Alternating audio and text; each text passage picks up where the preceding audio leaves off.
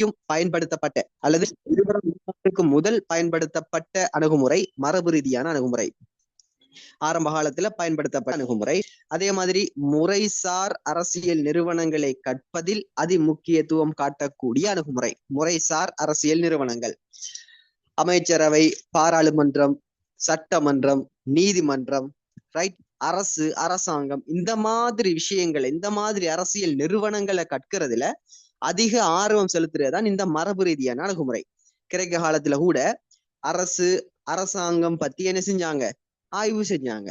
என்ன, ஆகவே முறைசார் அரசியல் நிறுவனங்கள் பற்றி கற்கிறதுல ஆர்வம் காட்டுகிறது. அதே மாதிரி விஞ்ஞானத்தன்மை குறைய சயின்டிபிக் மெத்தட் எல்லாம் இங்க பயன்படுத்தப்படுறதில்ல. ஏனென்றா இது ஒரு பழைய காலத்து அணுகுமுறை, பழைய காலம், கிரேக்க காலம். இங்க விளக்கம் தான் கூடுதலா இருக்கும், விவரணத்தன்மை.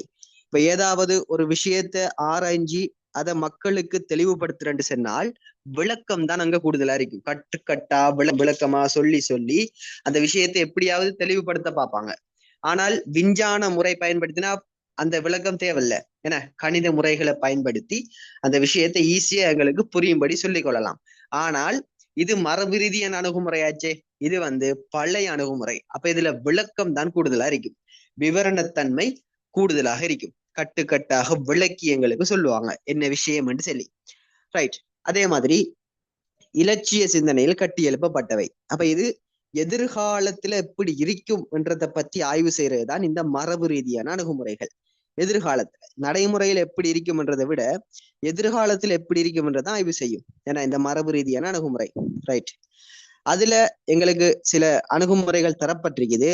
மரபு ரீதியான அணுகுமுறை பாருங்க: தத்துவார்த்த அணுகுமுறை, ஒப்பீட்டு அணுகுமுறை, வரலாற்று அணுகுமுறை, நிறுவன அணுகுமுறை, சட்ட அணுகுமுறை. இதுல நாங்க பார்க்க போறது தத்துவார்த்த அணுகுமுறையும் ஒப்பீட்டு அணுகுமுறையும். அந்த அடிப்படையில தத்துவார்த்த அணுகுமுறை பத்தி பார்ப்போம், ரைட். அப்ப அறிமுகம், தத்துவார்த்த அணுகுமுறை பத்தி ஒரு இன்ட்ரோடக்ஷன் நாங்க பார்ப்போம்.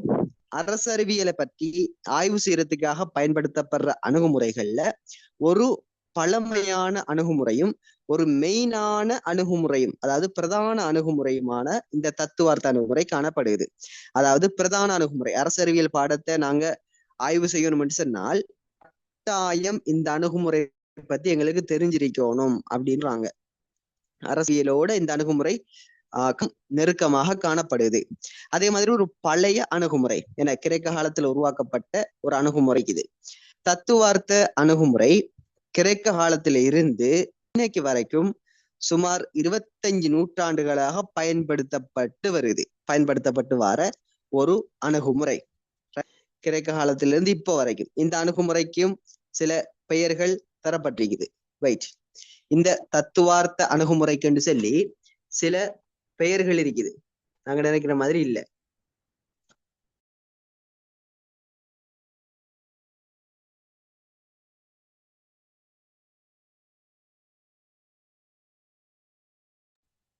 கொஞ்சம் வெயிட் பண்ணுங்க.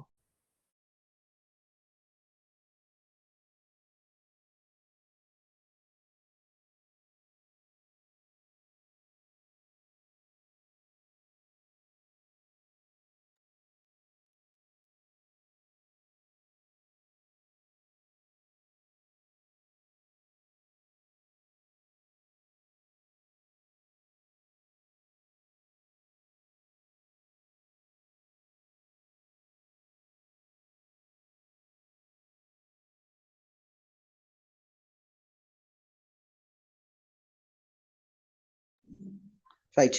இந்த தத்துவார்த்த அணுகுமுறைக்கு சில பெயர்கள் காணப்படுது. முதலாவது பாருங்க, அரிஸ்டோட்டில் சொல்றார், இதுக்கு இன்னும் சில பெயர்கள் இருக்கு சிப்ரான் அப்படின்னு இந்த பெயரை பத்தி சொல்றார் அரிஸ்டோட்டில். இதுக்கு இன்னும் சில பெயர் இருக்குது. அதாவது மெய்யியல் அணுகுமுறை. இந்த தத்துவார்த்த அணுகுமுறைக்கு நாங்க சொல்ற இன்னொரு பெயர் என்ன? மெய்யியல் அணுகுமுறை அப்படின்னு சொல்லுவோம். அதே மாதிரி கற்பனைவாத அணுகுமுறை அப்படின்னு சொல்லுவோம். கற்பனைவாத அணுகுமுறை. மெய்யியல் அணுகுமுறை என்ற என்னன்னு சொன்னால் இது உண்மையை பத்தி ஆராயுது. உண்மையை பத்தி அப்படின்னு சொல்ற நேரத்துல நடைமுறையில இருக்கிற உண்மை இல்ல, நடைமுறையில இருக்கிற உண்மை இல்ல, எதிர்காலத்துல இது எப்படி இருக்கணும், உண்மையாக இது எப்படி இருக்கணும், ரைட். உண்மையான அரசியல் என்ன, எப்படி இருக்கணும், உலகம், உண்மையான உலகம் எப்படி இருக்கணும் அப்படின்ட்டு கற்பனை ரீதியாக எங்களுக்கு வலியுறுத்தக்கூடிய அணுகுமுறை தான் இது.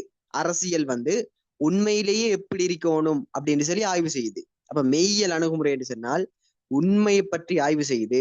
ஆனால் இது நடைமுறையில இருக்கிற உண்மை இல்ல, இப்ப இருக்கிற உண்மை இல்ல, எதிர்காலத்துல எப்படி உண்மையா இருக்கணும் அரசியல் என்று சொன்னால் அரசியல் உண்மையிலேயே எப்படி இருக்கணும், உலகம் என்று சொன்னால் உலகம் உண்மையிலே எப்படி இருக்கணும் அப்படின்னு ஆய்வு செய்யுது. அதனால இது நாங்க மெய்யியல் அணுகுமுறை அப்படின்னு சொல்றோம். அதே மாதிரி கற்பனைவாத அணுகுமுறை அப்படின்னு சொல்லலாம். கற்பனைவாத அணுகுமுறை என்று சொன்னால் இது வந்து எல்லாத்தையும் கற்பனையில தான் ஆய்வு செய்யும், எதுவும் நடைமுறையில இல்லை, கற்பனையில தான். ரைட், உலகம் என்று சொன்னாலும் அரசியல் என்று சொன்னாலும் கற்பனையில தான் எல்லாத்தையும் ஆய்வு செய்யும். இது எப்படி இருக்கணும் அப்படின்னு சொல்லி கற்பனையில ஆய்வு செய்யறது. நான் சொல்றேன் எல்லாத்தையும். இலட்சிய அணுகுமுறை இது எதிர்காலத்தை மையமா வச்சு இலட்சிய ரீதியாக ஆய்வு செய்யறது. இந்த தத்துவார்த்த அணுகுமுறை ஏன்னா எப்படி இருக்கவே உண்மை என்ன இருக்கிறது என்பதை விட எப்படி இருக்கணும்ன்றதான் ஆய்வு செய்யுது. எதிர்காலம் எப்படி இருக்கணும் அப்படின்னு சொல்லி அரசியல் என்று சொன்னால் எதிர்காலத்தில் அரசியல் எப்படி இருக்கணும், உலகம் என்று சொன்னால் எதிர்காலத்துல உலகம் எப்படி இருக்கணும் அப்படின்ட்டு ஆய்வு செய்யறது. அதே மாதிரி நெறிமுறை சார் அணுகுமுறை இது ஒழுக்கத்தை வச்சு ஆய்வு செய்யும். ரைட், ஒழுக்கத்தை பின்பற்றக்கூடிய ஒரு அணுகுமுறை தான் இந்த தத்துவார்த்த அணுகுமுறை. அடுத்தது, அப்ப இவ்வளவும் தத்துவார்த்த அணுகுமுறையுடைய பெயர்கள்.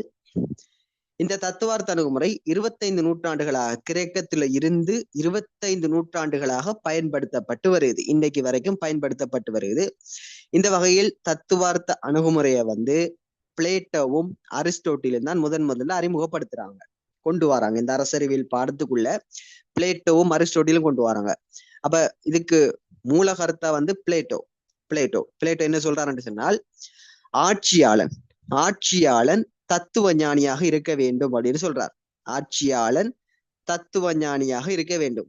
தத்துவம் தெரிஞ்ச ஒருத்தன் ஆட்சி செய்யும் பொழுது அங்க ஆட்சி நல்ல விதமா போகும் அப்படின்னு சொல்லி பிளேட்டோ ஒரு கருத்து சொல்றார். அப்ப பிளேட்டோ இந்த தத்துவத்துக்கு வலியுறுத்துறார். ரைட், தத்துவத்தை வந்து வலியுறுத்துறார். அதே மாதிரி அரிஸ்டோட்டில் கூட தத்துவத்தை வலியுறுத்துறார். ரைட், அப்ப இந்த உலகத்தை வந்து அடிப்படையில இவங்க 2 பேரும் பாக்குறாங்க, தத்துவ அடிப்படையில. அப்ப பிளேட்டோவும் அரிஸ்டோட்டிலும் தான் இந்த தத்துவார்த்த அணுகுமுறையை முதல்ல அறிமுகப்படுத்துறார்கள்.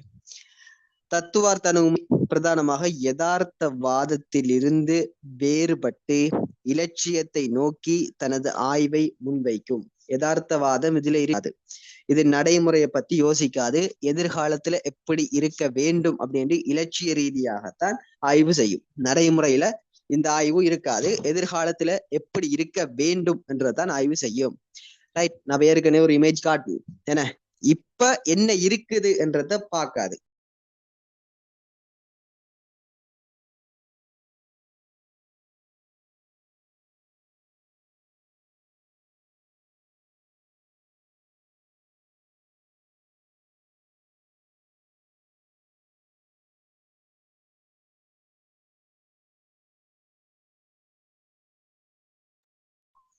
ரைட், அணுகுமுறையை வந்து 2 வகையில வகைப்படுத்த இயலுமா அப்படின்னு சொல்லி கேக்குறீங்க.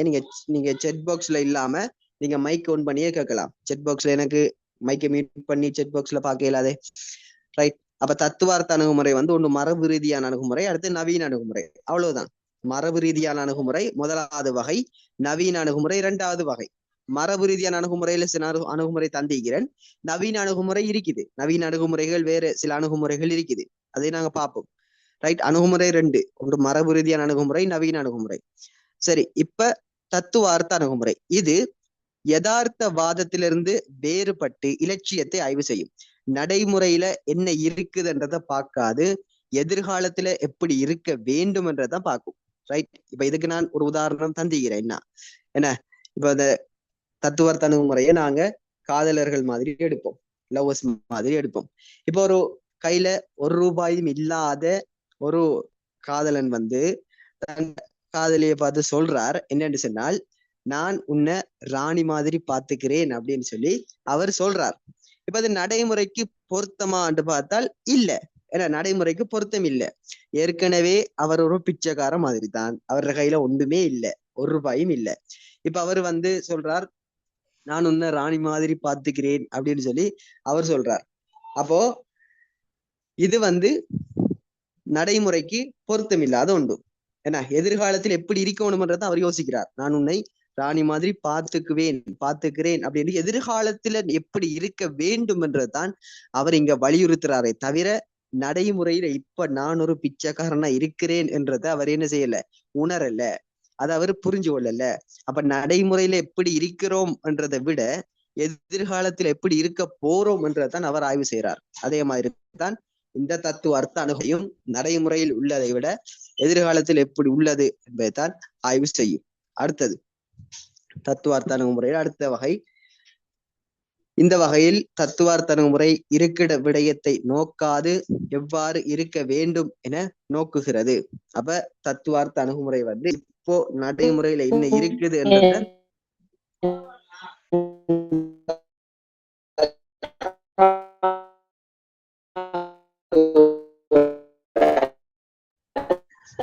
நீங்க பேசுறது எனக்கு கேக்குது இல்ல. சோ ரெக்கார்டிங் அனுப்புறேன், ரெக்கார்டிங் வந்து நான் போடுவேன், ரெக்கார்டிங்க பார்த்துக்கொள்ளுங்க. உங்களோட சைட்ல கவரேஜ் நினைக்கிறேன். எல்லாரும் கேக்குது, உங்களுக்கு கேக்குது இல்லையா? சைட் கொஞ்சம் மைட் பண்ணி வச்சுக்கோங்க. அடுத்து இந்த வகையில் தத்துவார்த்த அணுகுமுறை இருக்கிற விடயத்தை பார்க்காது எப்படி இருக்கணும்ன்றதான் தத்துவார்த்த அணுகுமுறை பாக்குது. என்ன நான் இப்ப சொன்ன மாதிரி காதலர்கள் மாதிரி இப்ப என்ன இருக்குதுன்றதை எப்படி இருக்கணும்ன்றதை பாக்குது. இந்த அணுகுமுறை ஒழுக்கவியல் மற்றும் இலட்சியங்களின் அடிப்படையில் நோக்கப்படுகிறது. அப்ப இந்த அணுகுமுறை வந்து ஒரு விஷயத்த ஒழுக்கம் சம்பந்தமாக பார்க்கும். உதாரணமாக அரசு எடுத்துட்டோம்னு சொன்னால், அரசு ஒழுக்கமாக செயல்படுதா, இது நல்ல அரசா கெட்ட அரசா அப்படின்னு சொல்லி ஒழுக்கம் பற்றி ஆய்வு செய்யும். ஒரு தத்துவார்த்த அணுகுமுறை வந்து ஒரு அரசு ஆய்வு செய்ய போகுது அப்படின்னு சொன்னால், இந்த அரசு நல்ல அரசா இல்ல கெட்ட அரசா அப்படின்ட்டு ஒழுக்க ரீதியாக என்ன செய்யும், ஆய்வு செய்யும். அதே மாதிரி இந்த தத்துவார்த்த அணுகுமுறை ஒரு பாராளுமன்றத்தை எடுத்துட்டால், இல்லைன்னு சொன்னா நீதிமன்றத்தை எடுத்துட்டால், இல்லைன்னு சொன்னா நீதி என்ற விஷயத்தை எடுத்துட்டால் கூட, சட்டம் என்ற விஷயத்தை எடுத்தாலும் கூட, இந்த தத்துவார்த்த அணுகுமுறை என்ன செய்யும் சொன்னால், இந்த நீதி ஒழுக்கமா இருக்குதா, இந்த சட்டம் ஒழுக்கமாக நல்லதா இருக்குதா, அப்ப நல்லது கெட்டது என்றதை பத்தி ஆய்வு செய்யறதுதான் இந்த தத்துவார்த்த அணுகுமுறை. நல்லது கெட்டதை பத்தி ஆய்வு செய்யும், ஒழுக்கவியல் ரீதியாக ஆய்வு செய்யும். அதே மாதிரி இலட்சிய நோக்கில் ஆய்வு செய்யும். ஏன்னா இது எப்படி இருக்கணும் அப்படின்னு சொல்லிதான் ஆய்வு செய்யும். எப்படி இருக்குது என்றது இவங்களுக்கு மெயின் இல்லை, எப்படி இருக்கணும், வாழ்க்கைண்டா எப்படி இருக்கணும், இதுதான் வாழ்க்கை அப்படின்னு சொல்ற மாதிரி இப்படிதான் வாழ்க்கை இருக்கணும். இவங்கட வாட்ஸ்அப் ஸ்டேட்டஸ்ல கூட நிறைய தத்துவ ஞானிகள் வந்துட்டாங்க. பிளேட்டோவுக்கும் அரிஸ்டோட்டிலுக்கும் அடுத்ததா சில தத்துவ ஞானிகள் இருக்கிறாங்க.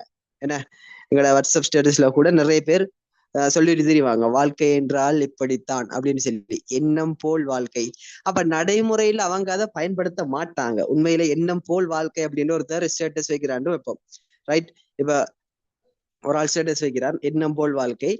அப்போ அவர வாழ்க்கை எடுத்து பார்த்தால் எண்ணம் போல் வாழ்க்கையா இருக்காது. அவர வாழ்க்கை வந்து அப்படி இருக்காது உண்மையிலேயே. அப்ப நடைமுறையில அவர் என்ன இருக்கணும்ன்றதை அவர் பார்க்க மாட்டார். எதிர்காலத்துல எப்படி இருக்கணும், வாழ்க்கை என்றால் இப்படித்தான் இருக்கணும், எண்ணம் போல்தான் வாழ்க்கை இருக்க வேண்டும் அப்படின்ட்டு அவர் என்ன செய்யறார், அங்க வலியுறுத்துறார். அப்ப தத்துவம் என்று சொல்லக்கூடியது எப்படி இருக்கிறது என்றதை பார்க்காது. நம்மட லைஃப் எப்படி நாரிப்போ இருக்குது அப்படின்னு சொல்லி அவர் பார்க்க மாட்டார். ஆனால் எண்ணம் போல் வாழ்க்கைன்றா இப்படிதான் இருக்கணும் அப்படின்னு சொல்லி, இருப்பதை கொண்டு அனுபவிப்பதே வாழ்க்கை அப்படின்னு சொல்லி ஸ்டேட்டஸ் எல்லாம் போடுவார். அப்ப அவர ஸ்டேட்டஸ் வந்து உண்மையிலேயே அவர வாழ்க்கை அப்படி இருக்காது. ஆனால் வாழ்க்கை எப்படி இருக்கணும் என்றதை அவர் அதுல வலியுறுத்துறார், ரைட்? அப்ப இது இலட்சிய ரீதியாக ஆய்வு செய்யக்கூடியதுதான் எங்கட தத்துவார்த்த அணுகுமுறை. இதன் காரணமாக இது ஆய்வுக்கு அப்பால் பட்டது அப்படின்னு சொல்லியும், அதாவது ஆய்வு செய்யறதுக்கு பொருத்தம் இல்லை. ஏன், நடைமுறையில் இருக்கிற விஷயத்த வச்சு கொண்டு ஆய்வு செய்யறா ஓகே, அந்த ஆய்வு வந்து சக்சஸ்ஃபுல்லா முடியும். இது எதிர்காலத்தில் இருக்க போற விஷயத்த இப்பவே எப்படி ஆய்வு செய்யறது, ஆய்வு செய்ய இயலாதே. அப்ப ஆய்வுக்கு அப்பால் பட்டதுன்னு சொல்லியும் விஞ்ஞான ரீதி அற்றது அப்படின்னு சொல்லியும் சொல்றாங்க. அதாவது நடத்தைவாதம் வந்து விஞ்ஞானத்தை ஏற்றுக்கொள்ளக்கூடியதானே. சோ நடத்தைவாதிகளால இது விமர்சிக்கப்படுது. என்னது, இந்த தத்துவார்த்த அணுகுமுறை ஆய்வுக்கு அப்பால் பட்டது.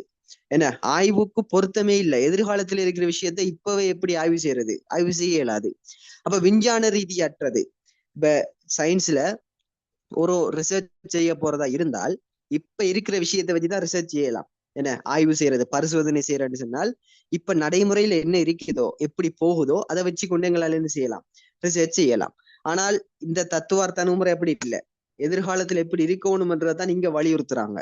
சோ சயின்ஸ் ரீதியாகவும் ஆய்வு செய்ய இயலாது. சோ விஞ்ஞான ரீதி அற்றது அப்படின்னு சொல்லியும் நடத்தைவாதிகளால புறக்கணிக்கப்படுது. இருந்தாலும் இப்போ இந்த தத்துவார்த்த அணுகுமுறை நடத்தையத்தோட இணைந்து பயன்படுத்தப்படுது. ரைட், இது அறிமுகம். இப்பதான் நாங்க மெயின் பிக்சருக்குள்ள போக போறோம். தத்துவ அணுகுமுறை கிரேக்க காலத்திலிருந்து பயன்படுத்தப்பட்டு வர ஒரு அணுகுமுறை. இது அரசு, அரசாங்கம், அதிகாரம், ஆகிய விடயங்களை ஆய்வு செய்யுது. ஏன்னா அரசு, அதிகாரம், மக்கள் அப்படின்னு சொல்லி அரசியல் நிறுவனங்களை ஆய்வு செய்யக்கூடியது. முறைசார் அரசியல் நிறுவனங்களை ஆய்வு செய்யக்கூடியதாக இது காணப்படுது. இந்த வகையில நீங்க யோசிக்கலாம், மக்கள் சொன்னா முறைசாரா நிறுவனங்கள் தானே அப்படின்னு சொல்லி நீங்க பெருசா யோசிக்க தேவையில்லை. அரசியல் நிறுவனங்களை ஆய்வு செய்யக்கூடியது முறைசார் அரசியல் நிறுவனம். இது மெயினாக முறை சார்ந்த அரசியல் நிறுவனங்களை தான் ஆய்வு. ரைட், அரசு, அரசாங்கம் அப்படின்னு சொல்லி முறைசார் அரசியல் நிறுவனங்களை ஆய்வு செய்யக்கூடியதாக காணப்படுகிறது. அவ்வளவு நின்றா சரி, பெருசா யோசிக்க தேவையில்லை இதுல. சரி, அப்ப அரசு, அரசாங்கம், அதிகாரம், மக்கள் இப்படியான விஷயங்களை அடிப்படையாக கொண்டு அரசியலை ஆய்வு செய்யுது. இந்த வகையில் தத்துவார்த்த அணுகுமுறை அரசுண்டு எப்படி இருக்க வேண்டும் அப்படின்னு சொல்லியும் அரசாங்கம் எப்படி இருக்க வேண்டும் என்று சொல்லியும் ஆய்வு செய்யுது. ஏற்கனவே சொன்னனே. அப்ப இந்த தத்துவார்த்த அணுகுமுறை மெயினா பார்த்தால் இந்த பேரின விடயங்களை ஆய்வு செய்யும். பேரின விடயங்கள் நீங்க முறைசார் நிறுவனம், முறைசாரா நிறுவனம்ன்றதை விட பேரின விடயங்களை ஆய்வு செய்யும் அப்படின்னு ஞாபகப்படுத்தி வச்சுக்கொள்ளுங்க. பேரின விடயம் என்று சொன்னால் அரசு, அரசாங்கம், மக்கள் அப்படின்னு சொல்லி பெரிய பெரிய நிறுவனங்களை தான் ஆய்வு செய்யும். தனிநபர் அப்படின்னு சொல்ல இயலாது. தனிநபர் என்று சொல்லி இங்க சொல்ல இயலாது. இங்க ஒரு சமூகம், ரைட், மக்கள் அப்படின்னு சொல்லி பொதுவா தான் சொல்லணும். அப்ப தனிநபர் அப்படின்னு சொல்ல இயலாது. தனிநபர் என்று சொன்னால் அது நடத்தைவாத அணுகுமுறைக்குள்ள போயிடும். அப்ப இது சமூகம், அரசு, அரசாங்கம், அதிகாரம் அப்படின்ட்டு பெரிய பெரிய விஷயங்களை தான் ஆய்வு செய்வாங்க. பெரிய பாட்டி தத்துவார்த்த அணுகுமுறை. ரைட், அப்போ பேரின விடயங்களை ஆய்வு செய்யக்கூடியதாக இது தத்துவார்த்த அணுகுமுறை காணப்படுகிறது. அதே மாதிரி இவங்க எப்படி இருக்க வேண்டும் பாருங்க, எவ்வாறு இருத்தல் வேண்டும் அப்படின்னு சொல்லிதான் ஆய்வு செய்யும். அரசு எப்படி இருக்கணும், அரசாங்கம் எப்படி இருக்கணும் அப்படின்னு சொல்லி ஆய்வு செய்கிறது. எப்படி இருக்கணும். அப்ப இதனால இது யதார்த்தவாதத்தை புறக்கணித்து எவ்வாறு இருக்க வேண்டும் என்பதை மாத்திரம் அடிப்படையாக கொண்டது. அப்ப இந்த தத்துவார்த்த அணுகுமுறை யதார்த்தத்தை புறக்கணித்து நடைமுறையில எப்படி இருக்குது, ஐ டோன்ட் கேர், நடைமுறையில் எப்படி இருக்குதுன்றத எனக்கு புரிய வைக்க தேவையில்லை, எனக்கு அது தேவையில்லை. எப்படி இருக்க வேண்டும், எதிர்காலத்தில் எப்படி இருக்கணும்ன்றதான் எனக்கு தேவை அப்படின்னு தத்துவார்த்த அணுகுமுறை சொல்லுது. இதன்படி தத்துவார்த்த அணுகுமுறை எடுத்து நோக்கும் போது இது இலட்சியத்தை உருவாக்கிவிட்டு அதை நோக்கி பயணிக்கின்ற பண்பை இது கொண்டுள்ளது. அப்ப இலட்சியம், ஒரு இலட்சியத்தை உருவாக்கிட்டு அதை நோக்கி எப்படி பயணிக்கணும், அதை நோக்கி எப்படி போகணும் என்ற வழிகளையும் எங்களுக்கு சேரும். ஏன்னா இலட்சியம், இப்ப எதிர்காலத்துல அரசு இப்படித்தான் நிற்கணும், இப்படி அப்படின்னு சொல்லிட்டு அதை நாங்க எப்படி அதை நோக்கி பயணிக்கிறது அப்படின்ட்டு என்ன செய்யும், இந்த தத்துவார்த்த அணுகுமுறை எங்களுக்கு வலியுறுத்தும். உதாரணமாக எங்கட கார்ல் மார்க்ஸ் சொல்றார் என்னன்னு சொன்னால், இப்ப கார்ல் மார்க்ஸ் இந்த தொழிலர், இந்த மாதிரி முதலாளி, இந்த மாதிரி சமூகத்துக்குள்ள வர்க்கம் இருக்கிறது கார்ல் மார்க்ஸுக்கு பிடிக்காது. கார்ல் மார்க்ஸுக்கு அது பிடிக்கிறது இல்லை. இந்த பணக்காரனுங்கிற வர்க்கம் எல்லாம் சமூகத்தில் இருக்கக்கூடாது அப்படின்ட்டு கார்ல் மார்க்ஸ் யோசிக்கிறார். அப்ப யோசிச்சுட்டு சொல்றாரு என்னன்னா, எதிர்காலத்துல ஒரு அரசு உருவாகும். கார்ல் மார்க்ஸ் என்ன சொல்றார், எதிர்காலத்துல ஒரு அரசு உருவாகும், ஒரு சமூகம் உருவாகும். அந்த சமூகம் எப்படி இருக்கும் என்று சொன்னால், அந்த சமூகத்துல ஏழை பணக்காரனுங்கிற வித்தியாசமே இருக்காது. எல்லோரும் பொதுமக்களாகத்தான் பார்க்கப்படுவாங்க, எல்லோரும் சமனானவங்களாகத்தான் பார்க்கப்படுவார்கள் எதிர்காலத்துல. கார்ல் மார்க்ஸ் சொல்றார், எதிர்காலத்துல இந்த ஏழை பணக்காரனுங்கிற சமூகம், அந்த வர்க்க வேறுபாடு இருக்காது. அதே மாதிரி அங்க அரசும் இருக்காது, அரசும் இருக்காது அப்படின்னு கார்ல் மார்க்ஸ் சொல்றார். அரசே இல்லாத ஒரு சமூகம் உருவாகும், எல்லோரும் சமனாகத்தான் இருப்பாங்க அந்த சமூகத்துல அப்படின்ட்டு கார்ல் மார்க்ஸ் சொல்லிட்டு என்ன சொல்றாருன்னு சொன்னால், அந்த அரசு, அந்த சமூகத்தை நாங்க அடையணுமா இருந்தா, அந்த அரசே இல்லாத ஒரு சமூகத்தை நாங்க அடையணுமா இருந்தால் அதை நோக்கி நாங்க சில விஷயங்களை செய்யணும். அதை நோக்கி நாங்க எப்படி பயணிக்கணும் என்றதையும் கார்ல் மார்க்ஸ் சொல்றார். என்ன சொல்றார்? சோசியலிச சமூகம், சோசியலிச புரட்சி ஒன்று உருவாகும். தொழிலாளிமார் எல்லாம் முதலாளிமார அடிச்சு கொள்ளுவாங்க. தொழிலாளிமாரெல்லாம் முதலாளிமார அடிச்சு கொள்ளுவாங்க. கொண்டதுக்கு பிறகு சோசியலிச சமூகம் அப்படின்னு ஒரு சமூகம் உருவாகும். அதுக்கு பிறகு அதுல சோசியலிச புரட்சி ஏற்படும். அதுக்கு பிறகு என்ன நடக்கும்?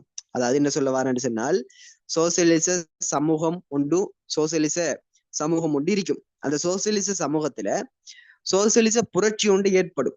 புரட்சி ஒன்று ஏற்படும். அந்த புரட்சியில தொழிலாளர்கள் எல்லோரும் முதலாளிமார கொள்ளுவாங்க. கொண்டதுக்கு பிறகு அந்த சோசியலிச சமூகம் எப்படி மாறும்? நவீன கம்யூனிச சமூகம் அப்படின்னு மாறும். அப்படி மாறுற நேரத்துல அங்க என்ன செய்யாது? அரசு இருக்காது. எல்லோரும் சமனானவர்களாகத்தான் பார்க்கப்படுவார்கள் அப்படின்னு கார்ல் மார்க்ஸ் சொல்றார். என்ன கற்பனையில வச்சு சொல்றார். இந்த தத்துவார்த்த அணுகுமுறையை பயன்படுத்தி அவர் சொல்றார், அரசே இல்லாத ஒரு சமூகம் எதிர்காலத்துல உருவாகும் அப்படின்னு சொல்லி. அதை நோக்கி நாங்க எப்படி பயணிக்கணும்? அப்படி ஒரு அரசு, அப்படி ஒரு சமூகம் உருவாகுறேன்னு சொன்னால் அதுக்கு நாங்க எப்படி பயணிக்கணும் அப்படிங்கிற ரூட்டையும் என்ன செய்யறார்? கார்ல் மார்க்ஸ் எங்களுக்கு சொல்லி தரார். அப்போ இதுல 2 விஷயம் இருக்குது. முதலாவது, மேல சொன்ன மாதிரி இலட்சியத்தை உருவாக்கி விட்டு அதை நோக்கி பயணிக்கக்கூடிய வழியை, பண்பை எங்களுக்கு சொல்லி தருதா இல்லையா? கார்ல் மார்க்ஸ் இந்த தத்துவார்த்த அணுகுமுறையை பயன்படுத்தி என்ன சொல்றார்? ஒரு சமூகம் உருவாகும் அப்படின்னு சொல்றார். அந்த சமூகத்தை நாங்க எப்படி அடைஞ்சு கொள்றது அப்படின்னு அதை நோக்கி பயணிக்கிற அந்த பாதையும் எங்களுக்கு சொல்லி தாரார். ஏன்னா கார்ல் மார்க்ஸ் தத்துவார்த்த அணுகுமுறையை பயன்படுத்தின ஒரு அறிஞர், ஐரோப்பிய அறிஞர். கார்ல் மார்க்ஸ்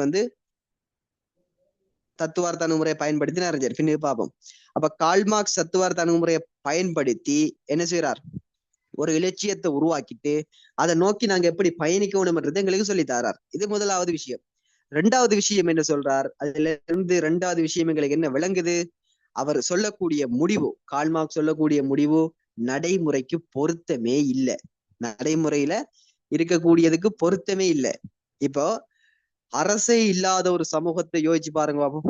இப்ப நம்மட வேலை எல்லாமே அரசுதான் செஞ்சு தருது. என்ன, நமக்கு எல்லா வேலையும் அரசுதான் செஞ்சு தருது. இலவச கல்வி, இலவச சுகாதாரம், ரைட், மாதம் வருமானம், அரசாங்க தொழில் அப்படின்னு சொல்லி அரசு பிறந்ததுல இருந்து இறக்குற வரைக்கும் அரசோட தான் வாழணும்.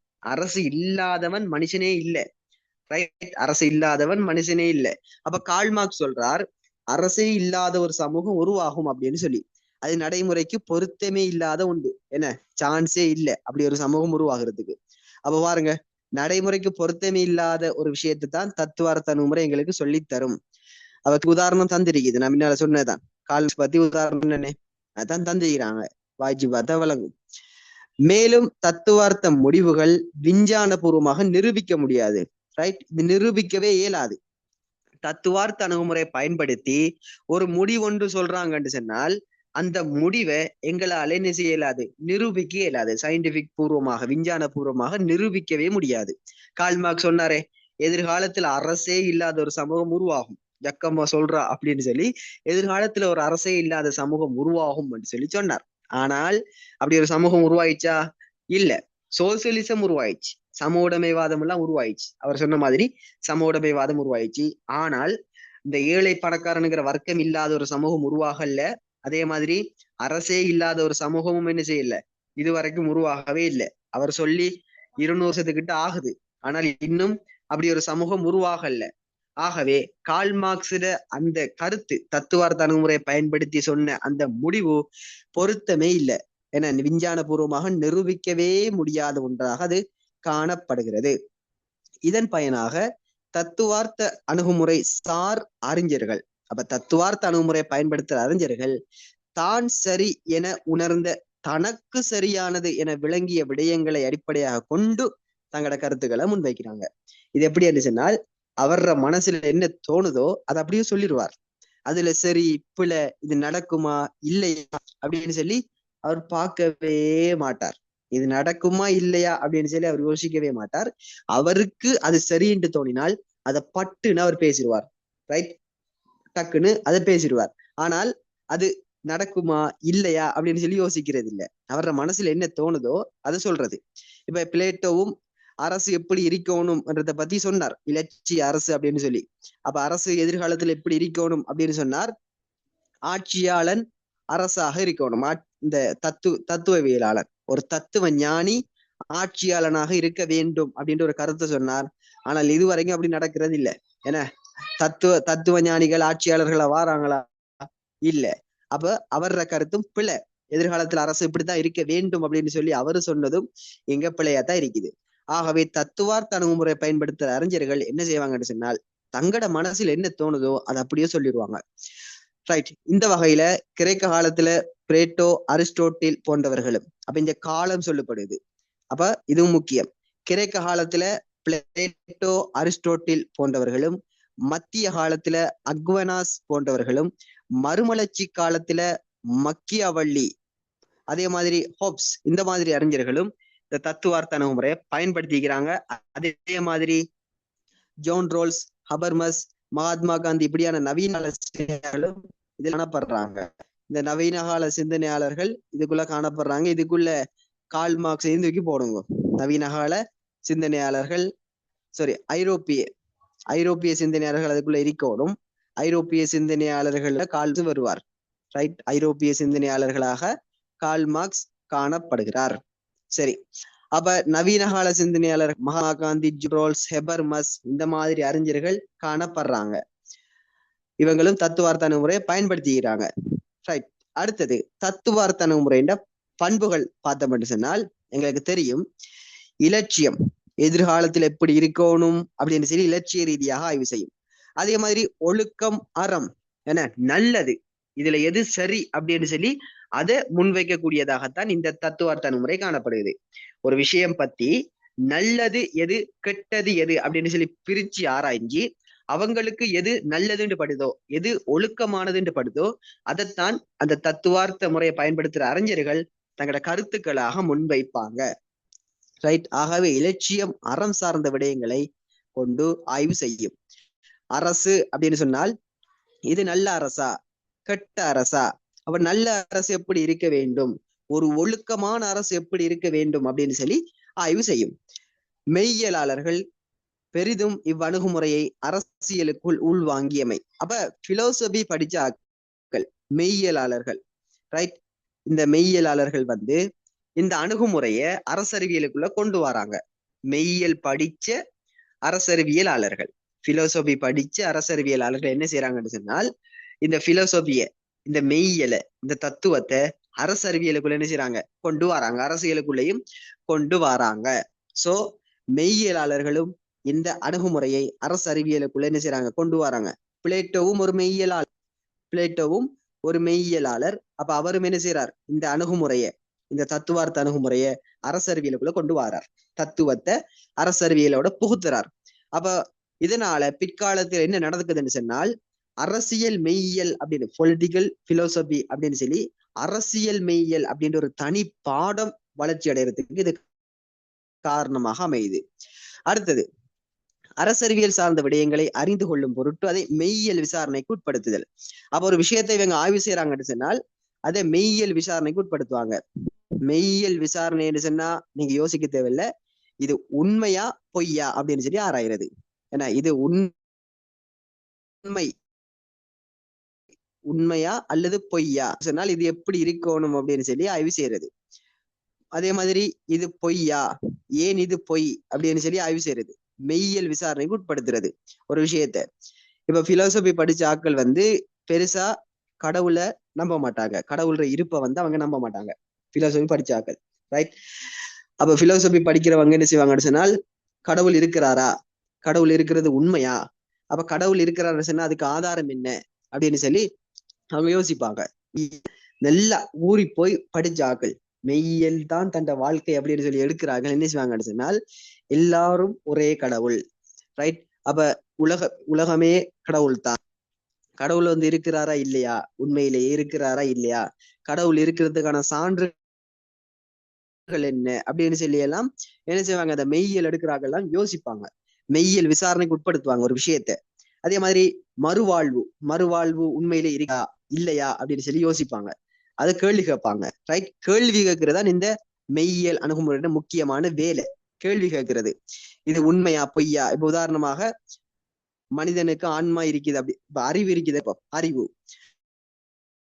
அப்ப உண்மையிலேயே எங்களுக்குள்ளதான் இருக்குதா இல்ல அது வேற எங்க இருந்தாவது வருதா அறிவு என்று சொல்றது. இப்போதான் அதே மாதிரி உடலும் உள்ளமும் என்ன, உடலும் உள்ளமும் உதாரணமா எனக்கு வலிக்குது நாங்க சொல்றோம், எனக்கு வலிக்குது அப்படின்னு சொல்லி. அப்ப வலி என்று சொல்றது எங்கட ஆன்மா சம்பந்தப்பட்டது, ரைட்? வலி சொல்றது எங்க சம்பந்தப்பட்டது. அதே மாதிரி எனக்கு என்று சொன்னால் அது இந்த உடல் சம்பந்தப்பட்டது, ரைட்? எனக்கு வலிக்கிறது, சாரி, எனக்கு என்று சொன்னால் உங்களோட ஆன்மா சம்பந்தப்பட்டது. எனக்கு என்று சொன்னா என்ன, ஆன்மா. என்ன வலிக்கிறது என்று சொன்னால் அது உடலோட சம்பந்தப்பட்டது. அப்ப உடலும் ஆன்மாவும் வேற வேறையா, உடலும் ஆன்மாவும் உண்டா? எனக்கு பசிக்கிறது அப்படின்னு சொல்றோம். எனக்கு என்று சொல்றது எங்களோட ஆன்மா சம்பந்தப்பட்டது. பசி என்று சொல்றது என்ன, உடலோட சம்பந்தப்பட்டது, உடலுக்கு இறப்பை சம்பந்தப்பட்டது. ஆன்மாவுக்கு எப்படி பசி வந்து வரும்? ஆன்மாவுக்கு பசி வருமா? உடலுக்கு தானே பசி வரும். அப்ப ஆன்மாவும் உடலும் ஒண்டா அப்படின்னு சொன்னால் ஆன்மா உடலை விட்டு போனதுக்கு பிறகு அந்த உடலுக்கு பசிக்குமா அப்படின்னு சொல்லி கேள்விகள் கேட்பாங்க. ஏன் இந்த கேள்வி நான் இப்படியே நானும் பிலோசபி எடுத்தேன். நானும் பிலோசபி எடுக்கிறேன் தான் யூனிவர்சிட்டியில. ஆனா அந்த மாதிரி ஓவரா போறது இல்லை, கடவுள் பத்தி எல்லாம் யோசிக்கிறது இல்லை. நானும் 5 நேரமும் தொழுகிறேன், எல்லாம் செய்யறேன், சரியா? அப்போ பிலோசபி வந்து ஒரு இன்ட்ரெஸ்டான ஒரு பாடம் தான். அப்ப இது வந்து கேள்விகள் கூடியா கேட்கும். இந்த பிலோசபி பாடம் வந்து கேள்விகள் கூடுதலா கேட்கும், மெய்யியல் கேள்விகள். இது உண்மையா பொய்யா, இதுக்கு ஆதாரம் என்ன அப்படின்னு சொல்லி விசாரணைக்கு உட்படுத்துறது. அப்போ இந்த அரசறிவியல் சார்ந்த விஷயங்களையும் இது விசாரணைக்கு உட்படுத்தும். மெய்யியல் வந்து அரசறிவியல் சார்ந்த விஷயங்களையும் விசாரணைப்படுத்தும்.